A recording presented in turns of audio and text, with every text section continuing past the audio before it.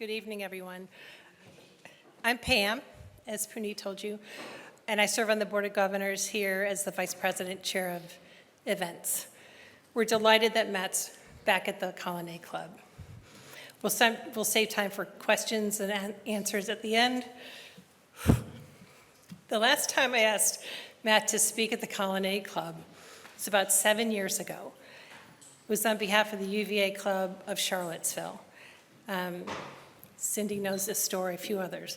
But like tonight, it was a full house, and while I don't remember the exact topic, I remember it was funny, it was heartwarming, it was thoughtful, and it ended with a large frozen turkey giveaway that Matt pulled out of his backpack. I don't know how he did all that, but I don't know if you remember that, but I think I remember it to this day and knew we would be friends because of that. When Matt is not giving away frozen turkeys, he serves as the Chief Creative Officer and Senior Advisor to the President and teaches graduate and undergraduate students here at UVA. He's also a member of the Raven Society. If you follow him on social media, then you may know that for the past 5 summers, Matt has served on the faculty for the Harvard Seminar for New Presidents, teaching over 250 new college and university presidents. Because Matt was not busy enough, he decided to pursue his doctorate degree, which he received last spring from the School of Education and Human Development. A journey, yeah.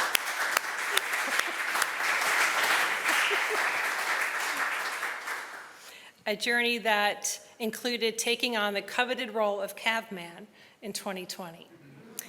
Perhaps most importantly, Matt plays the harmonica, loves his family, and has 3 small, adorable children, all in various stages of harmonica playing. Please help me give a big wahoo welcome for Matt Weber.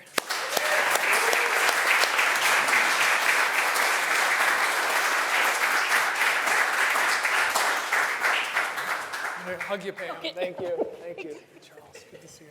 Hi, everyone. Matt Weber. I'm really happy to be here, and I just want to thank Pam and Cindy and everyone here from the Colonnade Club for welcoming me here, and then just thank everyone for showing up on a beautiful night to listen to some guy talk indoors. So I'm really appreciative of you all. I wanted to kind of start this off with a familiar symbol, letter. That's actually a bumper sticker, and that is the true origin story of this talk today. Let me just backtrack to 2018. That's me on my first day of school at UVA. That was taken on August 1st, my first day when I came here in 2018. If you need a close-up, that is pretty close. Beautiful, wonderful Margaret, and there's even a close-up photo.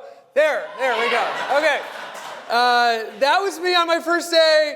Tried to do as much good and help out as I could at the University of Virginia in my role. Came back from all sorts of business on August 1st to my desk, my brand new desk that I didn't know anything about in the basement of Madison Hall, and this was sitting on my desk. It was a University of Virginia bumper sticker. And I took it home, and I talked to my wife, and I said, hey, like, my first day of school was hard and challenging, but good. And look, they even gave me free stuff, right? Including this bumper sticker. And I said, I'm going to go put it on the car. And this is like the moment. My wife says, you can't put that on the car. I said, why? And she said, well, you didn't go here. And that planted the seed for the importance of what this means to her, what this means to anyone who passes our car if it were on it, and what this denial from my wife to put this on my bumper sticker, which I actually think is a large reason for why I enrolled in the doctoral program. So I could put that darn bumper sticker on my car. Small reason, but a reasonable one. So a couple notes for this presentation. I hope it's fun and interactive, and you're glad you showed up. A couple liner notes. I'm not a historian. I'm a storyteller. My background is in story and public narrative. So a lot of the things I'll be sharing today is not from the rooting of like if Lewis Nelson were up here, or even like, someone who's been around here. I've been here at UVA 8 years.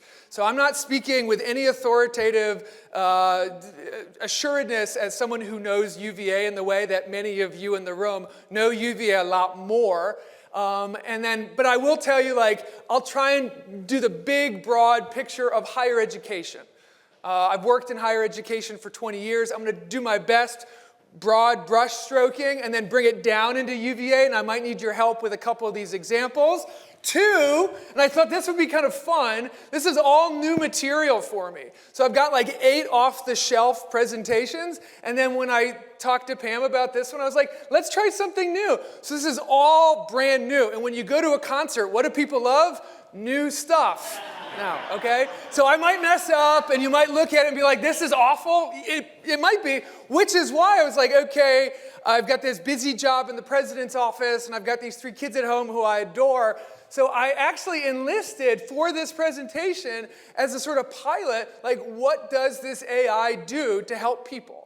If AI is supposed to not replace things but support people, I tried to, for the first time ever, I'm 41, use AI to support me on this presentation in a way that I hoped AI helps all of you in your world. So I used Google Gemini, and I asked Google Gemini to take all my notes and all my ideas for the first half of this presentation. And I said, Google Gemini, make the slides. Okay? So you're going to see those slides. And you're going to see some interesting slides, okay? And then I just want to say gratitude for everyone here. I know a lot of you in the room, and I love a lot of you, and I'm appreciative of a lot of you for being here. And I just want you to know I'm just grateful personally for you to be here. Okay, so let's jump in. This is my favorite quote. This is the quote that I think animates this whole presentation. Why are we talking about symbols? You walked up here from somewhere, and you passed many symbols. Higher education, college campuses, college grounds. Higher education is the most symbol-rich area that I know of in many sort of work environments.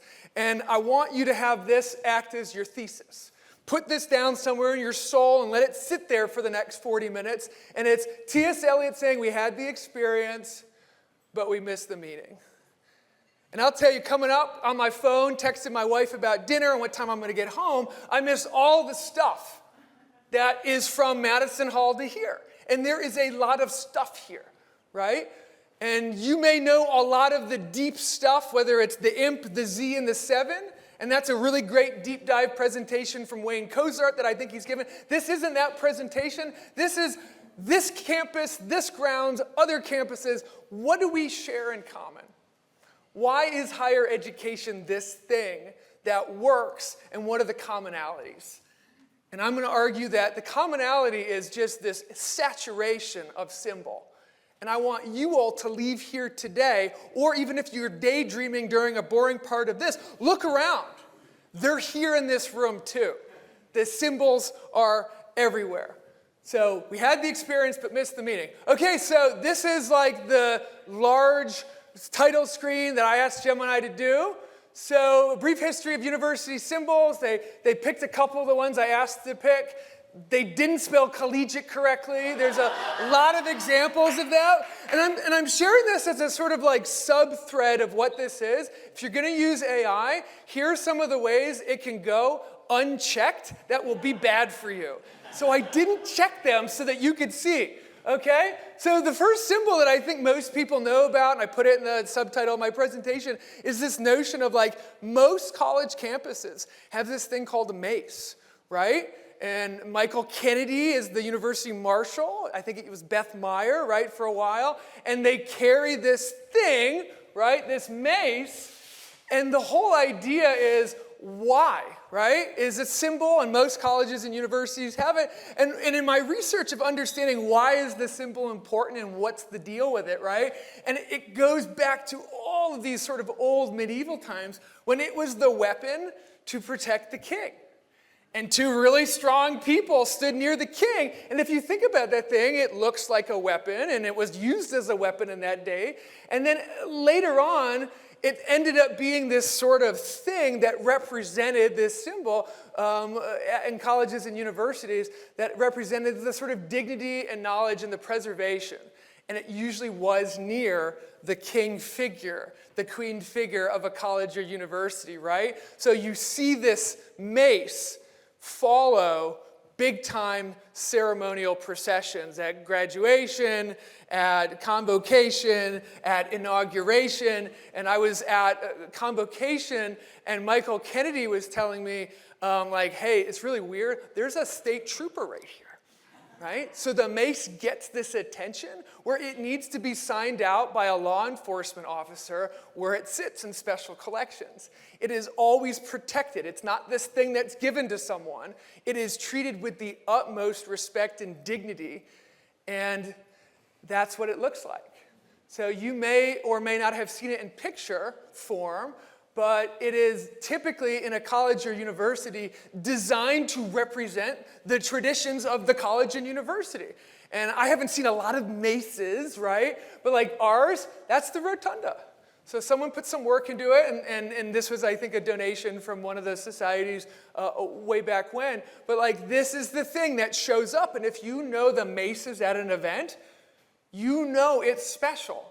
And you know it's special because it's different, because it's rare, and it represents this thing, right? That's not a great video, great photo, but like that's the rotunda, and there's all sorts of ornateness here and imagery of the grounds that's represented in the mace, right? So you're at this ceremony and you see the mace, and you're not missing the meaning of why they're holding a mace, right? And then you look over and you're like, well, what is the deal with all of this stuff, right?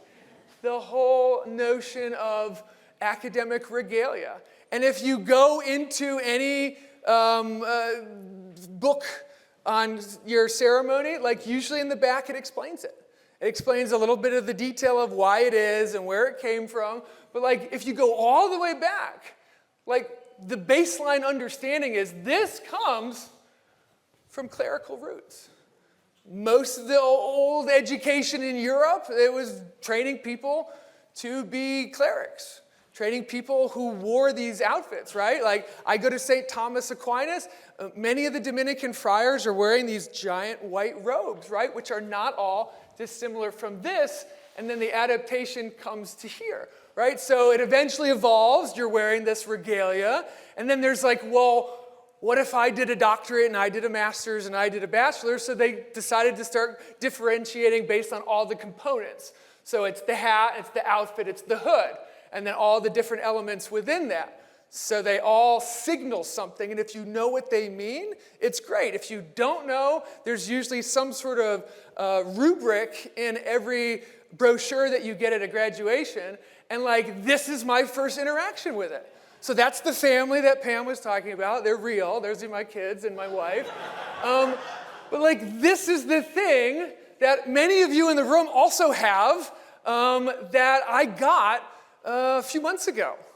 And I had this big moment where they sent me the link and they said, do you want to rent it or do you want to buy it? Now, when you're in a 6-year part-time doctoral program and you're on your last leg and you're being brought across the finish line by wonderful people like my advisor, Justin Thompson, and Brian Pusser and Christian Steinmetz, you buy it. And I bought that. It's a very bad logical investment, but I study symbols.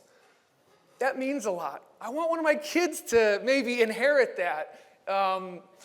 I like this thing because I like what it represents. It represents a lot of wonderful people and things I learned in 6 years. But if you look at it, there's all of this imagery, right? The blue, education. The 3 bars, doctoral. The rotunda. If you walk anywhere, go to any ceremony and you wear those robes, they know these are robes. Orange and blue. and they know you're from the University of Virginia. That makes me incredibly proud. And then, of course, I bought the most expensive hat I've ever bought. And I learned what a tam was, okay?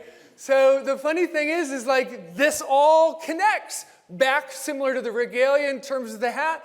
This pileus, I think is the correct pronunciation. I had to do the Google to make sure I didn't embarrass myself. It's pileus, but it's all back to these sort of clerical components. And here's the funny part. Google Gemini said this is a biretta. That's not a biretta. Okay, a biretta is more of a square hat that goes up, and you might see like a bishop or a cardinal wear one of those hats. And then this ends up being kind of where it goes in modern days, this flat top design mortar board. And I didn't know this until I dug a little bit deeper, but what does it look like? Someone who's laying brick, someone who's laying mortar. So I thought that was funny, and then I realized that this is all actually batched in some organizational structure from the late 1890s, that at some point in academia, they said, let's get together and make sure that everyone who's doing all of this stuff, from this to this to this to this, like, let's bring some order to it. So there's a group, the Intercollegiate Registry of Academic Costume. You think that is something made up. It's not.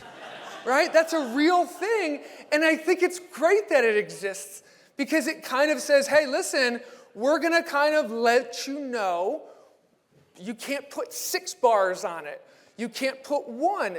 And it's, I think, loosely guarded, but it's good to send out some sort of guidance, and I didn't know about this, but this still exists, and that website you can go to at any point and go deeper and deeper in a lot of what I'm looking at, to the point where it's like, okay, here's me, you've got this stuff, the tam, but then you're going to go and say, well, what can I gauge from any other graduation photo of anyone I see? And the fun thing, when I was working in higher education for 20 years, during graduation, you get this moment. You get to look around, and without anyone telling you where they went or what they studied, you know, if you know. And this one I picked up, I actually Googled, funny regalia, hard to determine, and this was the image that came up, okay? So it's like, I think this is, does anyone know where these ones are? Okay, and then this one, I had to look it up. Typically, the more ornate or different than these ends up being European. Does anyone know what country? It's Spain. So this is from Spain, and during a lot of people who have degrees, I had a friend from Harvard who had a degree from Canada. Her outfit and regalia was just very different. So typically the American system outside of color is pretty normed. And then if you go into the European system dating back hundreds and hundreds of years, you're going to get more things like this. I don't know what that hat's called. So then, okay, you're walking around grounds or campus or wherever you are, and you're thinking like, okay, well, I know that the architecture plays a role.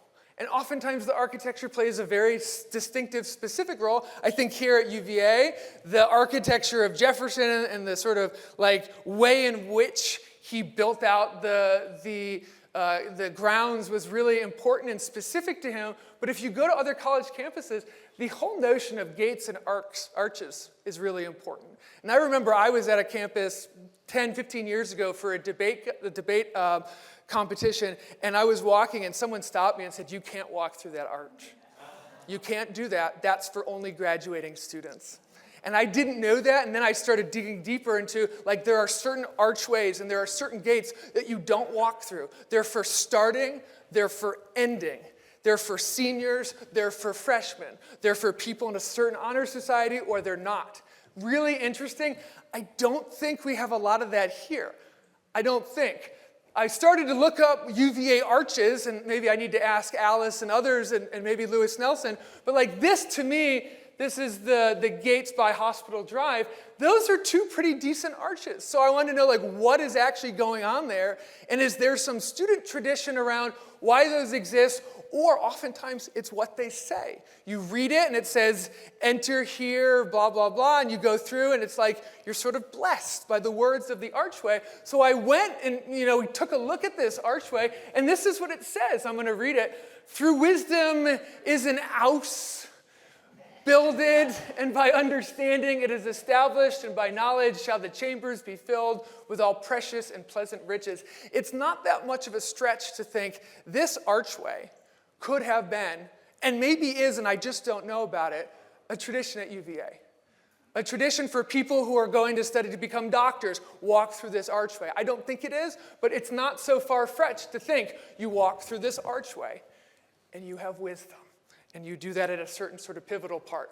Okay, so then you've seen the arches and you've seen the regalia, and then it's like you get really excited about the singing, right? And every school in higher education typically has an alma mater, right? And the notion of what an alma mater means and why we call a place an alma mater. And then the alma mater is also the song, the sort of fostering mother. It's to help school spirit. It's to connect you. It's to sort of bring you all together.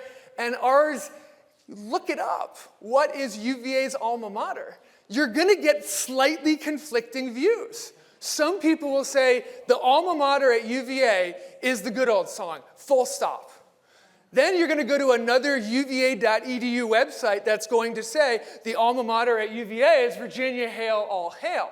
Just show of hands, alma mater at UVA, what do you think it is? Virginia Hail, all hail. Raise your hand. Good old song. Yeah, like I don't know who makes that decision, right? But if you go on to like reputable sources, you're going to get people who say, this is the alma mater, and then you're going to get people who say, let's talk fight song. What's the fight song? What's the school spirit related to sports? How are we going to do this? What's the upbeat, fast tempo thing that brings us together, that rallies enthusiasm, that brings fans together, and is a source of school pride? They're going to say that's the good old song, even though it's not a very fast song.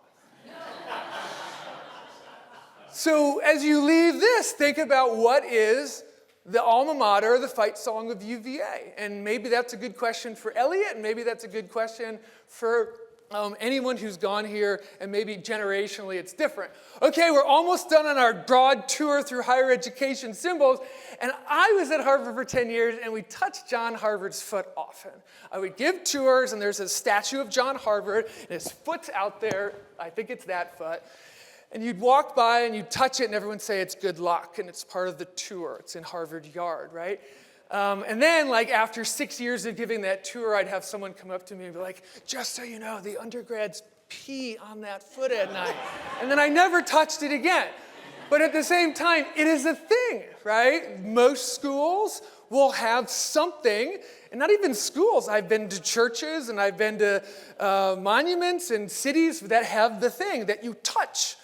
And it means something, and it dates back to sort of this absorbing of luck or trait, this veneration of a figure that if you can touch it, some of it's related to superstition, but it ends up coming down to like, what is the iconic landmark of your school that you can touch? And I think if Jefferson, maybe, pretty high up, that statue, I don't think anyone touches that, right? There are other Jefferson statues. Does anyone know of a thing at UVA that's in this camp of you touch it for good luck? Homer statue. What do you touch? When you streak the lawn, you kiss the butt. New information for me. I will tell Gemini that, and we will make a slide that's PG-13. So what we've all learned today is this does exist at UVA. It is you streak the lawn, you kiss the butt of Homer, and then you come back and put your clothes on. Okay. The only thing I was thinking about is less touching, but like I had been sort of interested in this Jefferson statue. Sherry, do you know where that is? Yeah, maybe the rotunda. And it's this notion of like if you want to send a note to the Seven Society, you leave a letter at the foot of the rotunda of Jefferson. And Sherry, you're here. Maybe she's going to tell me this doesn't exist anymore. But what happens? Do people still do this? They do. And then what, like, I'm not going to ask how anything gets picked up, but like this is a thing that's statue-based. I don't think anyone touches it, but it reflects back on this as a symbol. What does the symbol connect to? Secret society, and a fun way to connect with them. I'm almost done. I think the other thing that most colleges share in terms of experiential symbols is this notion of a cathartic scream. People in finals or in midterms scream out loud. When I was in college, it was called the Civ Scream. At Harvard, they call it, they had a name in the 90s, and it's oftentimes connected to streaking, right? It's this notion of, hey, we're going to therapeutically, collectively release the pain of studying. And if we're all around some area, we're going to scream. Does that exist at UVA in any form? It does? Okay, I'm so glad you're here, Seamus. Where do people scream? So the HRS, Housing and Residence, puts on the dorm screen the day before finals start. Love it. So all the dorms at a certain hour scream. It's usually at midnight at other schools, right? So now there's this HRL component where it's a sanctioned way to release, and it's kind of fun, I bet. Have you done it? Did you like it? Okay. Can you show us? No, I'm kidding. Okay. But like this notion of like screaming, but also the release of the screaming. And again, I'm a 41-year-old old dude. I don't know anything about streaking here, but I think the notion of streaking in some ways is a release of sorts and a sort of rite of passage. Okay, so now we're going to move over into this like other symbol, which is less physical and more personal, right? And it's this notion of the symbol of the college president. Right? This is on a lot of people's minds at UVA right now, and it's oftentimes a big source of what people are talking about in higher education. Every summer I spend a week up at the Harvard Graduate School of Education, and I work with 55 new college presidents. And the history of this role is really interesting, because in the old days, again, back to the clerical preaching background, this was the chief clergyman. And again, Google Gemini does not know how to spell clergyman.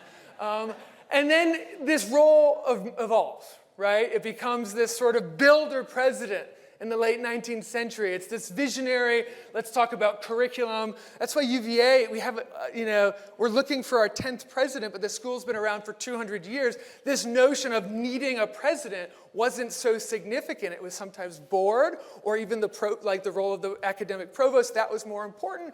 So then you go into that space, and then you see this continued evolution into the mid-20th century, which is fairly recent, which is how much money can you raise, right? And what is your financial management background? And are you a former governor? Or are you the brand ambassador? And how do you work well with the legislature? So all of a sudden this job, which used to be, can you preach well? That moved into, can you manage well? Turned into this, what I would argue is like a fairly impossible assortment of needs that are all put on this evolved role. And I think it's just important to know that the president of a university is a symbol too. And this being Madison Hall, this is an older photo. So this is where I'm going to dig a little bit deeper. That was the overview. Still with me? Okay so far? Yay. This is the point where I'm going to say, I'm going to talk to you about mascots. And you're going to go, cool, fine. I'm going to talk to you very deeply about mascots. Like 8 minutes into it, you're going to maybe want to walk out and pretend to go to the bathroom. But this is the thing. The other ones, I know a little bit about. This, I think, Justin, you can tell me if I'm right. I might be the worldwide preeminent scholar in mascottery, maybe, okay? This is the thing that I decided to hang my hat on with my doctoral degree.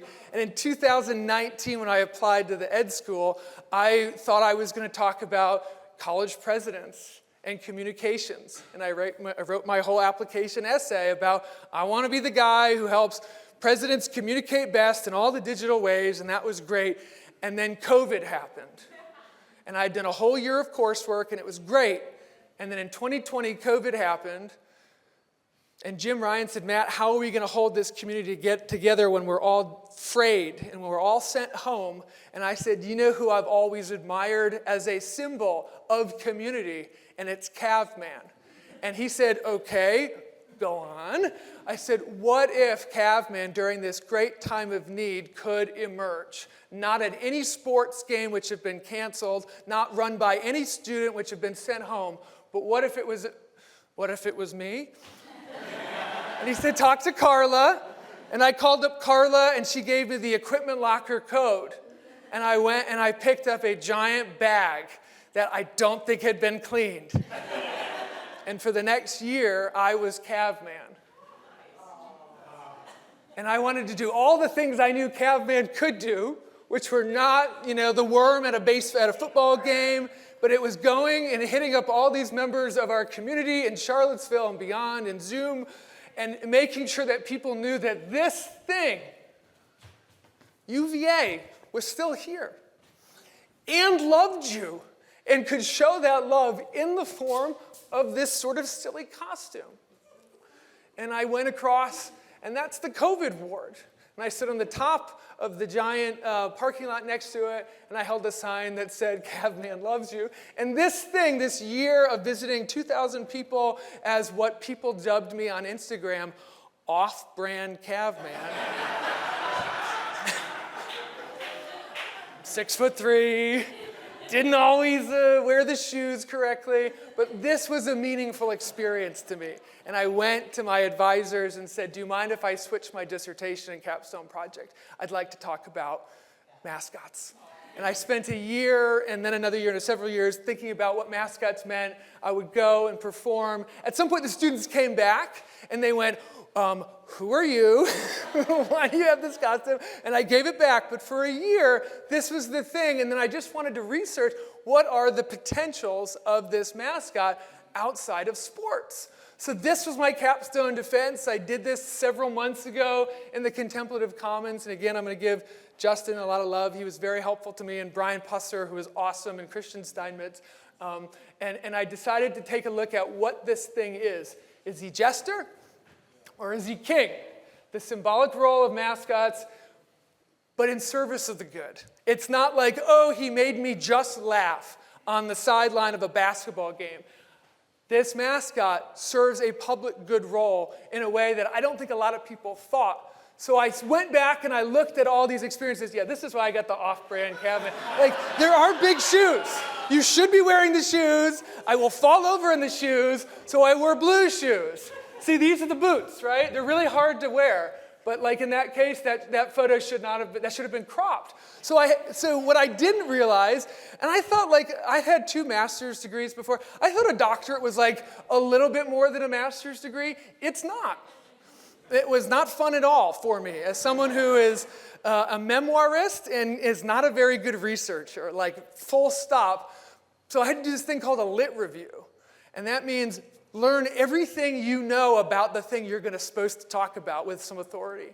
So I had to look at all of the old sort of research papers and anything written about mascots.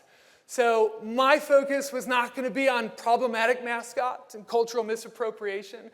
Mine wasn't going to be about mascots and how they actually are involved with real animals, whether it's a horse coming out or whether it's having a dog on the sidelines. In this case, in Houston, there's an actual physical mascot and a big-headed mascot. Then it's like pull it out of higher ed. Mascots are moneymakers. They're PSAs with Smokey the Bear. And they're in every pretty much major professional sport, right? And then there's an element to performance. These people who are in the costume are doing something. It's like a show. And those folks all have rules. And each performer has a rule of what they can and cannot do. And then I wanted to plug it into, well, what is a public good? Why is Cavman this public good? So I asked these research questions, in what way does Cavman serve a public service mission? And then I wanted to look specifically here at UVA, because that's what I wanted to do my research on. And I talked to 10 people. And I did these long-form interviews, and I did something that I didn't know about called coding before. And I did all the interviews, and then I looked for themes. So I talked to former Cavmans, I talked to current Cavmans that I had to mask identities, I talked to people that Cavman visited at the Children's Hospital, I talked to other informal mascots, and Julie Caruccio, who's the mounted cavalier, talked to people who ran the program, who run the program, talked to people who are just fans, and I talked to people in the community, and I decided okay, what do they think of this thing? And then again, in this doctoral studies, I had to come up with this notion of a conceptual framework, which was essentially a way of making sense of it all. So I wanted to think about how does everything I just learned funnel through all the sort of academic elements of, is Cavman a symbol? Is Caveman a myth? How does it fit within pre-existing research? And then how does it all funnel through to becoming a public good? I broke it all down, all of my interviews from all these 10 people, into a semi-structured, qualitative case study that was specific to the University of Virginia, and I found these key themes. And these themes were, I think, Caveman, and if you want to extrapolate out further, most mascots in most communities do these things. Mascots connect, they strengthen, they inspire. They tell story, they seek soul, they understand, and they make meaning. And I essentially overlaid that onto my organizational theory and higher education conceptual framework, and then connected it all to what I thought was the public service mission of the University of Virginia. Caveman, yes, dances on the side of a basketball court. Fine. What could Caveman do? What did I see Caveman do in that year of COVID? What does Caveman do when he leaves Scott Stadium and goes into the pediatric cancer ward? What is happening there? And is anyone pausing? And is anyone missing the meaning of what this mascot is, not as a silly, goofy jester, but as a meaning-making king on colleges and universities? One of the fun parts of this was I got to look at the deep dive research of mascots here at UVA. This is an early iteration, but it's this whole notion of the mascot wasn't always Caveman. It was the Cavalier based on a song. And then there were these two dogs that are buried in the cemetery who were the real mascots of the university, Beta and Seal. And then it kind of came into a student who could ride a horse for a little while. And then they decided to come up with this overly commercialized 1983 version of something called The Who. You all remember The Who? Did you like The Who? No, no one liked The Who. They got rid of The Who. They said The Who was a bastard child born out of incestuous relationship between the athletic department and a cash register. So now you see, it's not a beloved dog. It's not based on a song. It's not a student on a horse. It can be taken in a direction where the public good element of what it's supposed to be is not overlapping in a sort of Venn diagram. So they got rid of The Who. The commercial failure led to the adoption of something that you see here. So I think around 1984, the big-headed silent mascot emerged. And then as recently, and this is according to two sources, in 2000, the name Caveman stuck. So it's always been the Cavalier for a while. Then there were these other iterations. But Caveman as a name is fairly recent. Do you guys want to see The Who? Do you know what? That's The Who. So it looks like a character of a baseball mascot. Like the Philly Fanatic. What's that? We call it The What. The What? Okay, that's funny. Okay, yeah, The Who, The What. So that's The Who, right? So then what I would do is I would take all the stuff I looked at, I would look at all the places Caveman went, I would put it through my research question, and then I would connect it to the public service mission, and I would try and figure out, what do other people think of this mascot, right? What do they call it? They call Caveman a him, an it, a they, a creature, a Caveman, a character, and a big costume person, right? But what does Caveman mean to UVA? What is it? It's a convener. It's like Jim Ryan. It's a symbol. It's a superhero. It's an ambassador, a celebrity. In the same vein as secret society, it's a link. It's like a flag. It's a morale booster, and it's a friend, right? So that's what some of my research brought about in terms of how people understand and make meaning of it. And then as part of my research, I had to figure out, well, what do you do? I've learned all this stuff. I want to share it with as many people as possible, that if you have a mascot program, make sure you're putting this mascot in all the right places and you know what it means outside of sports. You know what it means as a community ambassador, as a jester and a king. And they gave me all sorts of opportunities to think about, how would you expand some of this research? Or what would be future research? And I talked to a couple people who were Cavemen who were women. And I talked to a couple people about what is it like to be this thing and to not say a word the entire time you are this thing. And talking about depth and breadth and understanding characters, larger than life roles on campus. So who is in the Mount Rushmore of UVA symbols, people-wise? Is it Caveman? Jefferson? Ralph Sampson. Who are in this grouping of larger-than-life characters? Right now, at UVA this week, who is it? I don't know, Tony Elliott maybe, right? It's these people that represent these things that connect us, that provide meaning, that provide community. This was my research. I was very happy to do it. I loved it. That's me in a photo shoot. It's a very goofy phase. And I think as you look at the mascot at any school and in any capacity, I want you to think about what more could that mascot be doing? Brian Pusser gave me this great line. What are the potentials? What are the lost potentials? What is the work that is happening and often comes down to resources, right? I think there's 6 students at UVA right now who are Cavman. I think there are 2 costumes. These are full-time students. It is run by the cheer coach. Requests come in, great. Not-for-profit rate, for-profit rate, great. Come to my wedding, great. Come to my used car salesman opening, great. Also go to class, okay. All of the ways in which that this program, it's led in a way that makes sense for these people, it's hard to expand.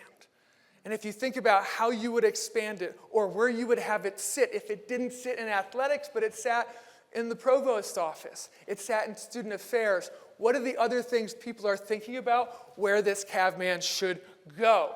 So, because I wanted to make this extra fun, in case this was going really bad at this point, I wanted to have like an ace in my sleeve. Is it going okay so far? Okay, good. So I wanted to have a little workshop, and we're okay on time. I wanted to show you a little bit of my routine during that year when I was Cavman. So I told you, no longer Cavman. That's okay. But essentially, this is what I had. I'd show up at an event, and I would ask for a nondescript bathroom, and I would go into that bathroom, and do you mind helping me out here? And I would open up. Now, I don't have the Cavman suit anymore, but what I do have is something that I hope still tickles you all. When people found out I was the mascot researcher, they gave me an old mascot outfit from 25 years ago or 20 years ago that the Alumni Association bought and had in their basement for a while. Jane, do you mind opening up this mascot?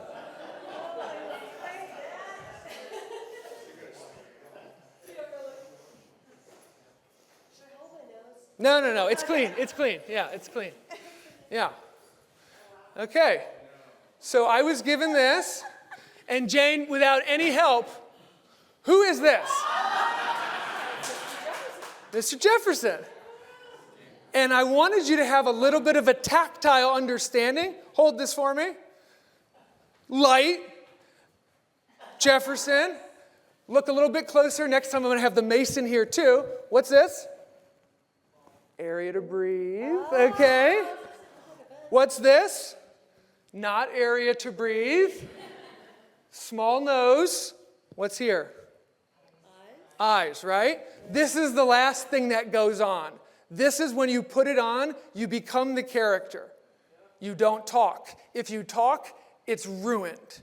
Because your voice should not be the same voice as Jefferson's, which I don't even know if anyone knows what that voice is. But if someone else sees someone wearing this and it's a different voice, the whole spell is broken.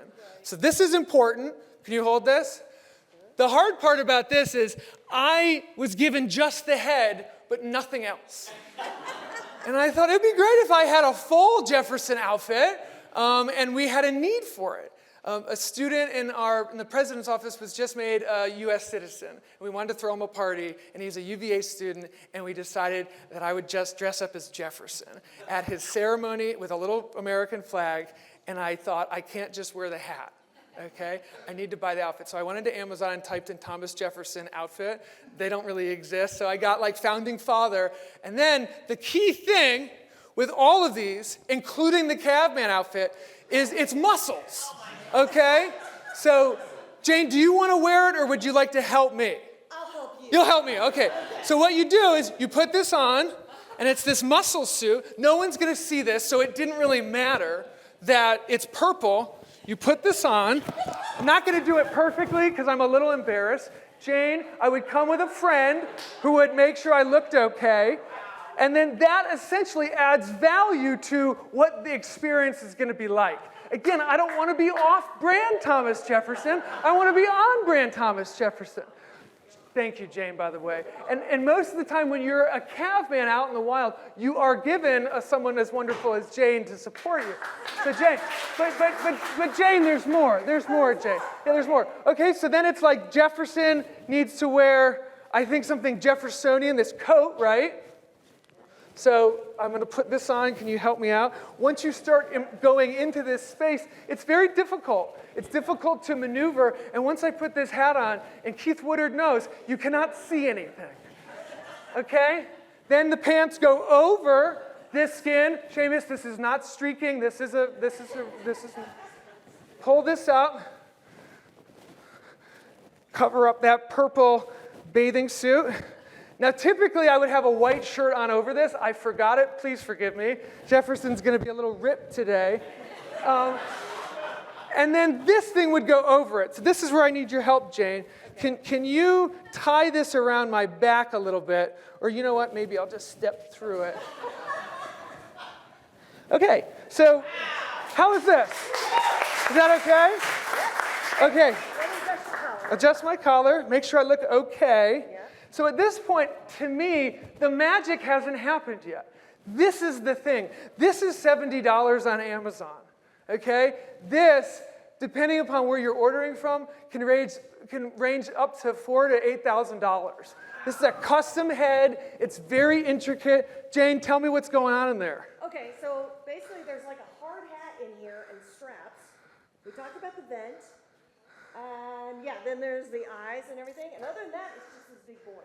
Big void. There's a strap for the hat. And the other thing is, there's actually a battery pack in there for a fan, which does not work. But in an ideal situation, you could overheat in there, and that's why we have good Dr. Jean McGarren here to help me. What you would do is you would turn the fan on, and what would happen is, I would never do this in front of you. This would break it, right? I should emerge as Jefferson. I wanted you to see a little bit from behind the screen. So could you come with me this way really quickly? I don't want you to see the head coming on. I'd like to come in, and I'll be right back. Stay with me. Okay. Can you help me in? Okay. Yes. Ladies and gentlemen, I present Mr. Jefferson.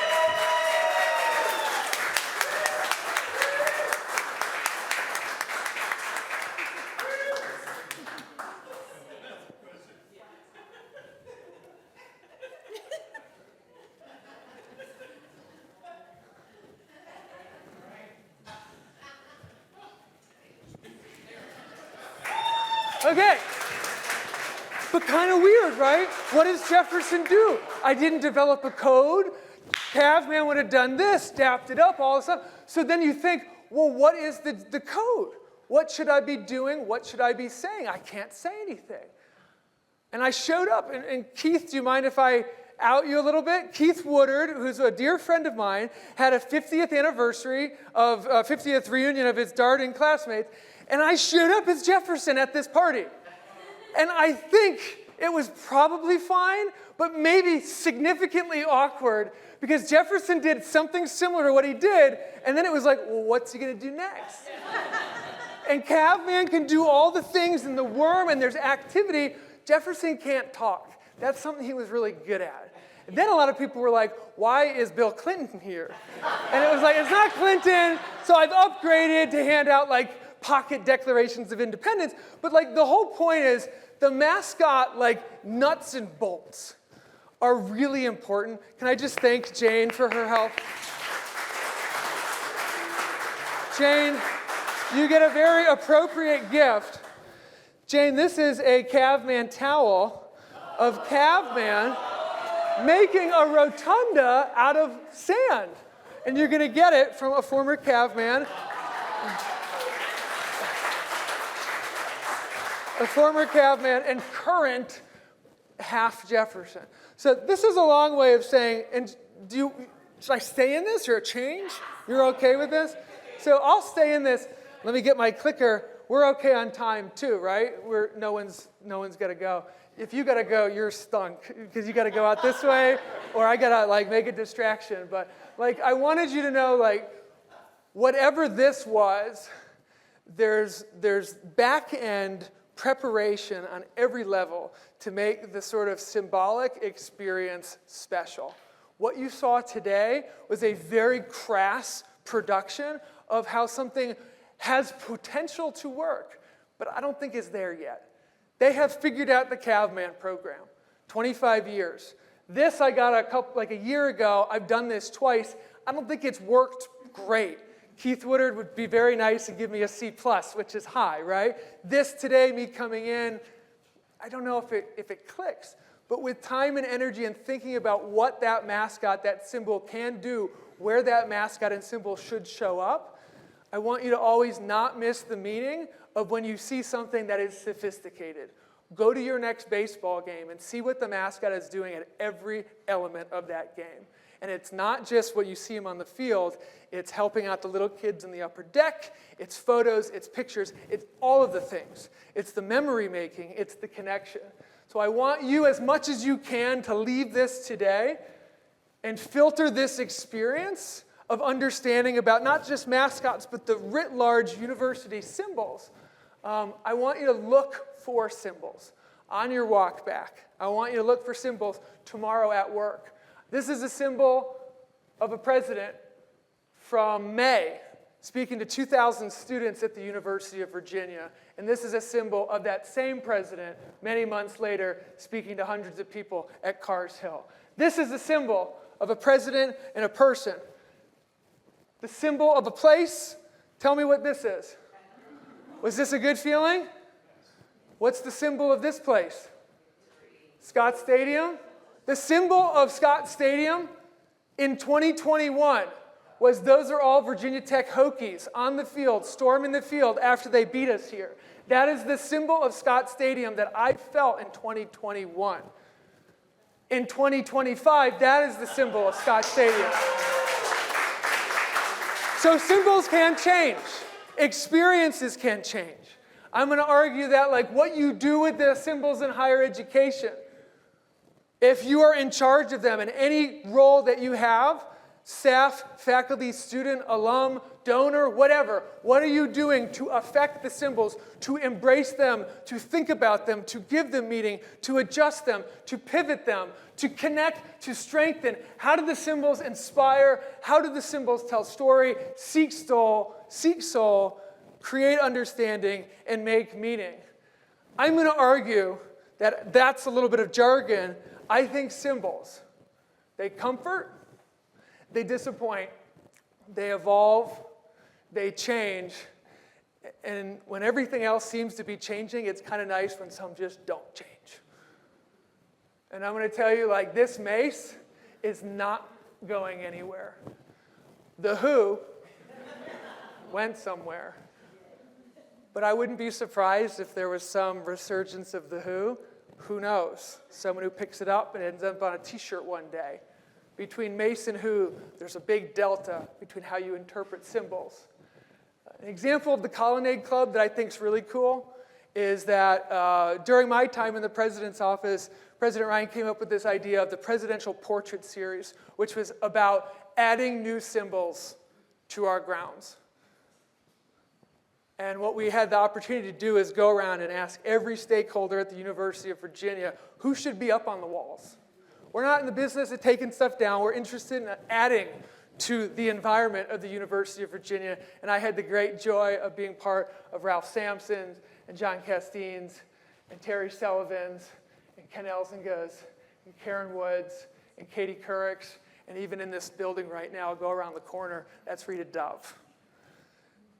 Symbols matter. Symbols can stay the same. Symbols can change. Now, we're in the Colonnade Club, and I thought, how do you make meaning? How do most University of Virginia experiences end? What is the thing that ties us all together, that binds us? And when we go back to it, whether you want to call it the fight song or the alma mater, it's the good old song. So what I thought, to close this out, you've probably never heard the good old song from a really average guitar player, have you? And I'm going to ask you another one. Have you heard the good old song with a guy who kind of thinks he can play the harmonica? And have you heard the good old song from a guy who's wearing an $80 Amazon Founding Fathers outfit? These are the questions you want to ask yourself. And I want you to think about what's happening right now. You're in the Colonnade Club. You've been here before. I've been here before too. What's new that's happening here? What's the symbol of the Colonnade Club, this speaker series, everything that we're experiencing right now? What is being added by an individualistic infusion of something a little different to something we've all known?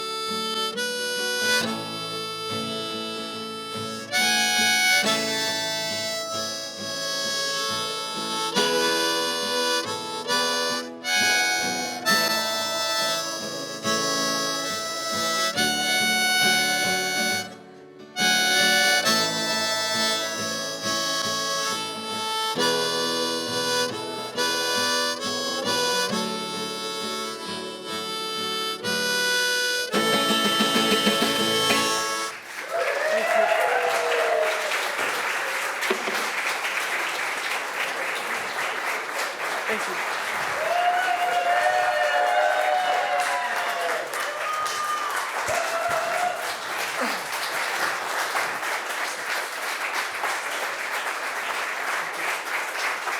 I'm going to change it out here.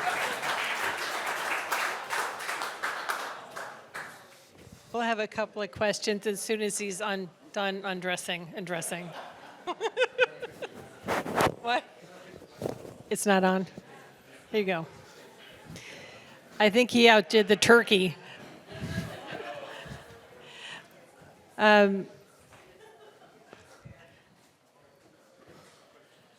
Questions? Does anyone have a question? Or are you just all in awe? Thank you. Yeah. Thank you. Appreciate it. Well, while you're thinking of questions, hold on. So what we'd like to do to say thank you, that was amazing, thank you. Thank you, Pam.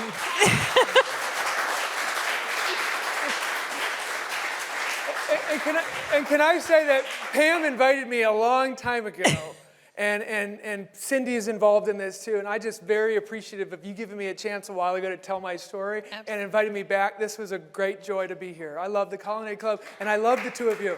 Thank you.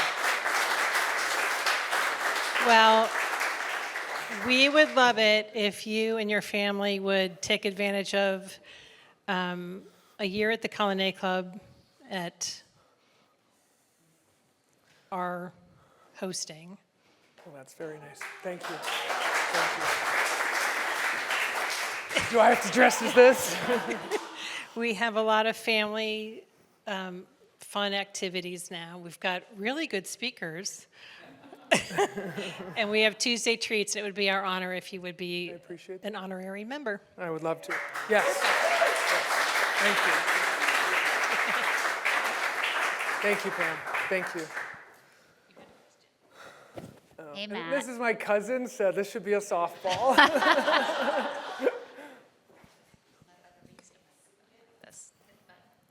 Or just talk. Okay.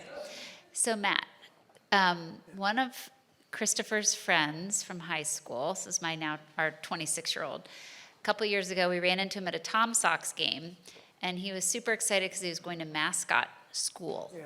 Do you know anything about that? And just curious if that's something like the training or the experience. I mean, if you do it the real correct way, which is you come here as a first year, second year, and you see the auditions, and you go audition with the cheer squad coach, this woman named Kelly, and you go through the process and you get chosen, then you are put in that whole infrastructure of mascots, right? Collegiate mascots. You will have roles here, you will have training, and then every year there's like mascot camp. So Ben Allen, who many of you know, is a former mascot, and he would go to the mascot camp. And it's in some sort of, far off place, and they all get together, but they learn tips and tricks. And I think they even switch sometimes to see like, how is performing as Caveman is very different than performing as like the Notre Dame mascot, right? There's no head involved, but there's a different experience in terms of how that all sort of plays out. So I would say like in an ideal world, I would have 100% gone to mascot camp. They would have thought I was some sort of narc. Like, who's the old dude pretending to be a college student? But like in general, it sounds like a lot of fun, and a lot of students here do that. Okay, the cousin's husband.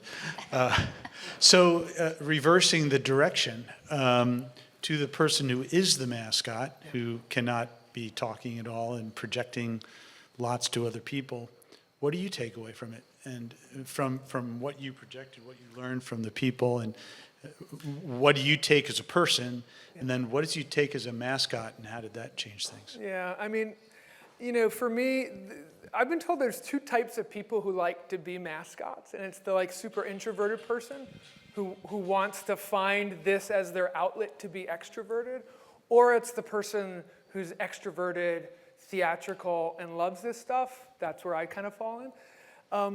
But like, it's gonna sound cliche, Gene, the experience of being the mascot, for as much as you think joy you're bringing, it's like parenting almost, it's all served immediately back to you in such powerful ways, especially when you're going to places like where you work, right? Going to the UVA Children's Hospital, or visiting, like that picture up there. There was a woman who was shut in from her family for many, many months during COVID, and she had not been able to see her children, and she was 84, living in Charlottesville, and we did this program through Jim Ryan's social media called Random Acts of Caveman, and it was a form that said, hey, if you want Caveman to show up anywhere, Zoom bomb or anywhere in Charlottesville or 50-mile radius, let us know. And we put it out, and within the first day, we got like 90 requests. And they were all the most beautiful requests of, come out to someone near Lake Sharando. My wife is deep into cancer treatment, and I want Caveman to surprise her. So we'd always show up, and Caveman would knock on the door, and it would be this big moment and special. I'd bring some of these little giveaways. And it was incredibly gratifying to the point where I didn't want to give it up. I loved it. I loved what it could do, and I'm glad it's back with the students, and it would be weird if it was like 1941. But at the same time, I wanted to be the biggest champion of making sure that people who wore the suit know that it's not just an honor representing the university, but what you can do with this experience is going to it's going to be a win-win for everyone, self and others. Yeah.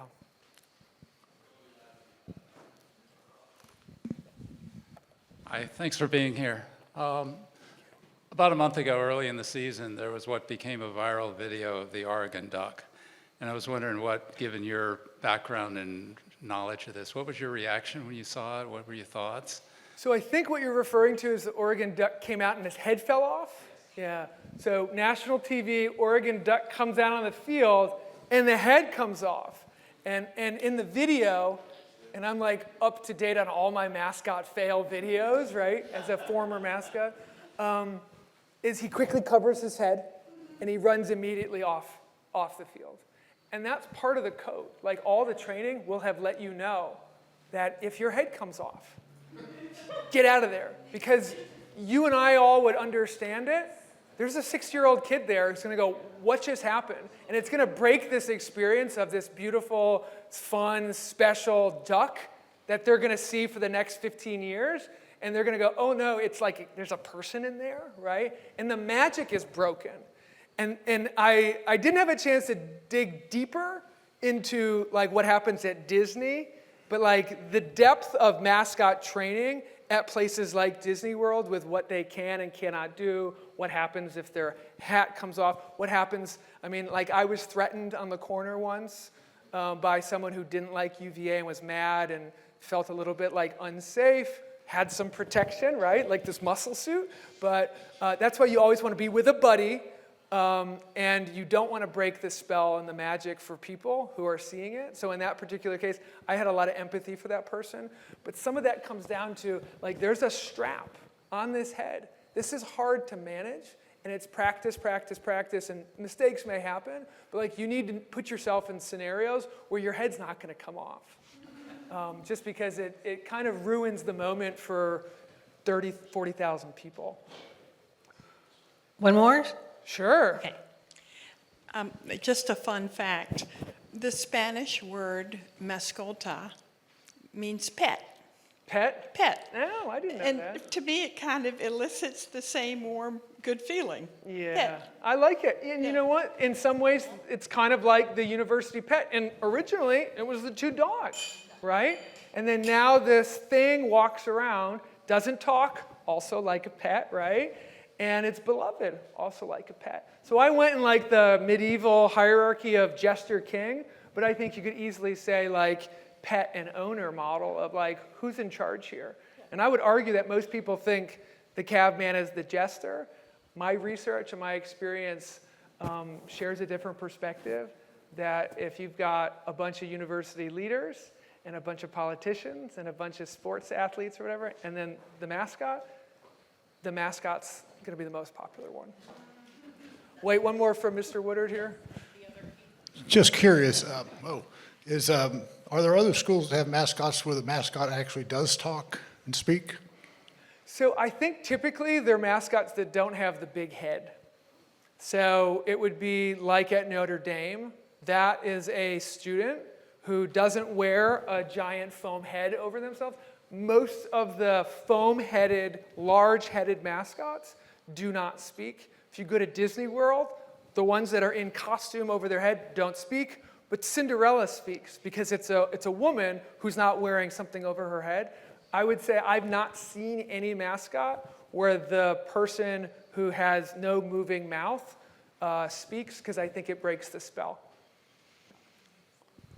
We can't thank you enough, Matt. Yeah, thanks.